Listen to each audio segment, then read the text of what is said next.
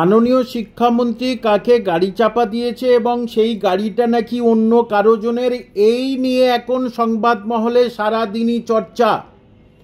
এবং এই চর্চা যতদিন চলবে বা রাজ্য সরকার যতদিন এই চর্চা চালাবে ততটাই রাজ্য সরকারের মঙ্গল এবং রাজ্যের উচ্চশিক্ষিত শিক্ষিতা চাকরি প্রার্থী তথা রেজাল্টের অপেক্ষায় যারা আছে তাদের কপালে দুঃখ আর কষ্ট। সংবাদ মাধ্যম, বড় বড় সংবাদ মাধ্যম তারা এই যে নিয়োগ দুর্নীতি এবং বহুদিন যে চাকরি বাকরি নেই সেই নিয়ে কিন্তু তারা সারাদিনই একটু চর্চা করে দিল, ব্যাস তাতেই শেষ।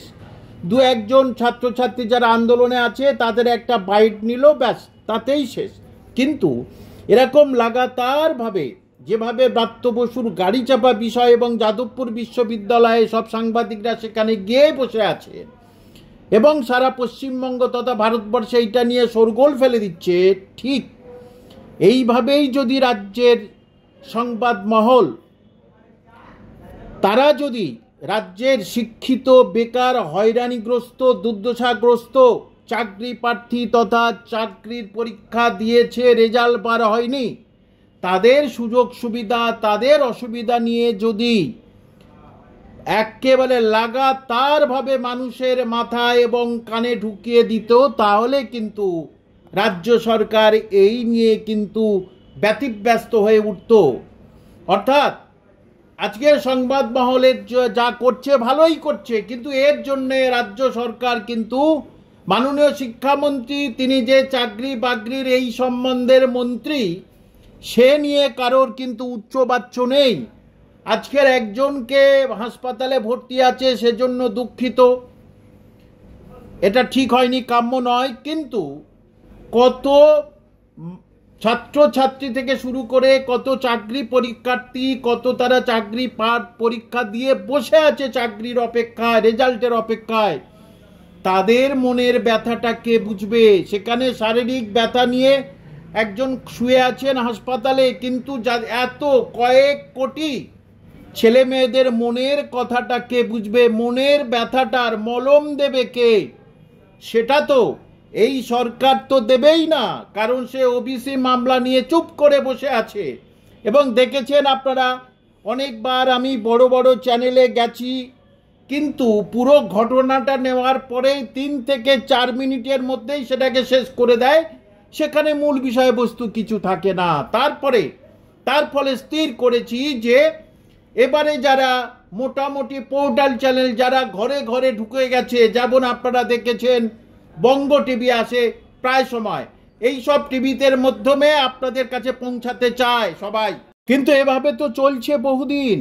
তাই বলছি আপনারা দয়া করে, অনেকে আমার ছাত্রছাত্রী আছেন, দয়া করে আপনারা বিভিন্ন গ্রুপে ভাগ হবেন না, আপনারা সবাই একজোট হয়ে যান, সব কিছু ভুলে যান, বিপদ আপনাদের। কারণ সবার লক্ষ্য চাকরি পাওয়া, এই চাকরি সম্বন্ধীয় যত সমস্যার সমাধান করা, এখানে সবাই সব কিছু ভুলে সবার লক্ষ্য যখন একই, তাহলে সবাই একসাথে ঝাঁপিয়ে পড়ুন। আমি তো বারবারই বলেছি আপনাদের পিছনে আছি, আপনারা সামনে থাকবেন, মুখ দেখাবেন। আমার মুখ দেখানোর দরকার নেই, পশ্চিমবঙ্গের সবাই আমার মুখ দেখে নিয়েছে এবং দেখছেন পাল্টা প্রতিবাদ করছি। প্রতিবারে 6 মাস ধরে প্রতিবাদ করে করে তখন ছিলাম, আজ হবে কাল হবে পরশু সমাধান করে দেবো, ঠিক সমাধান করে দেবো, করলো না বলেই তো আমি সেখান থেকে সরে আসলাম।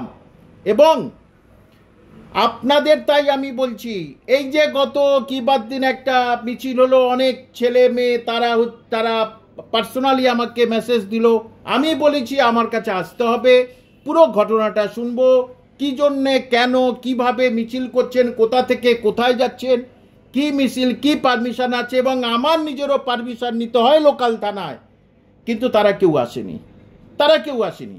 সুতরাং এই 3000, 4000, 10,000-এ রাজ্য সরকার টলবে না।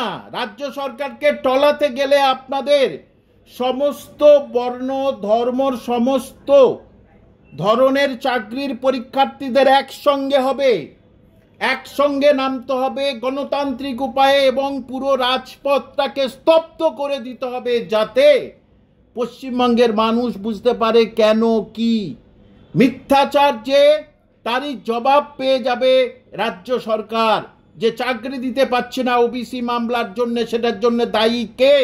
এবং সারা ভারতবর্ষে কিন্তু চ্যানেলগুলো এটাকে কভার করবে পরবর্তীতে, যে কলকাতা পুরো স্তব্ধ সারাদিন।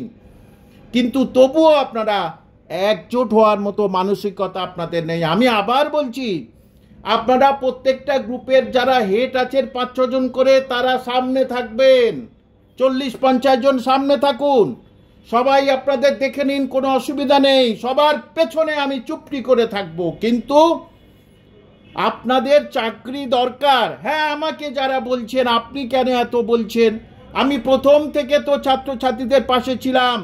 ভুলে যাবেন না, আমি একজন স্কুল শিক্ষক, যে স্কুলে ফিরে গেলেই ফিরে যাওয়ার প্রচণ্ড তোড়জোড় চলছে। এই সরকারের কিছুর জন্যে আমার আটকে রয়েছে, আমি চলে যাব, এবং তখন আন্দোলন কি হবে